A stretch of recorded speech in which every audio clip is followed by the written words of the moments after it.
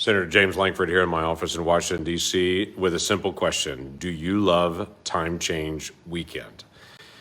Well, I would just say to you, me either. It drives us all crazy, especially folks that are moms and dads of young children. It's really hard on little kids in the reset for the time period. It's quite frankly really tough on adults with the time change period as well. It's tough on animals on a farm and ranch, having to be able to shift over the time of when things are going to be done. They're going to just deal with the sunlight as normally, and dogs definitely don't adjust to the new time. For years, I have been pushing with a basic bill called the Sunshine Protection Act. Myself and Marco Rubio have for years and years been chipping away on this to be able to ask a simple question. Why do we still do time change?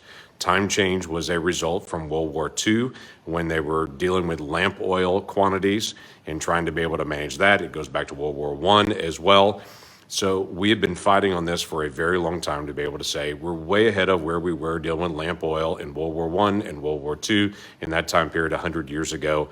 Let's lock the clock and just keep it as it is. Today in the Senate, I'm proud to be able to say we passed a bill through the Senate that locks the clock. We've sent it over to the House and said we will stay at our time just like this.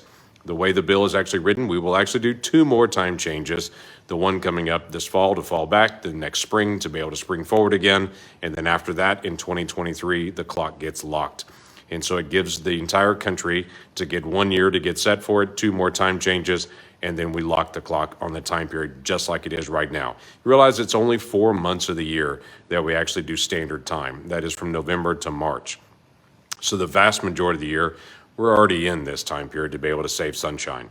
So enjoy a little sunshine looking out the window this evening, and think about the time a year from now when we finally get to lock the clock, and we will one day tell our kids and grandkids there used to be this time in America where we had to switch the clock back and we would lose an hour once a year and we have to go back and forth on it, but we don't do that anymore. And our kids and grandkids will look at you and go, "You did what crazy thing?"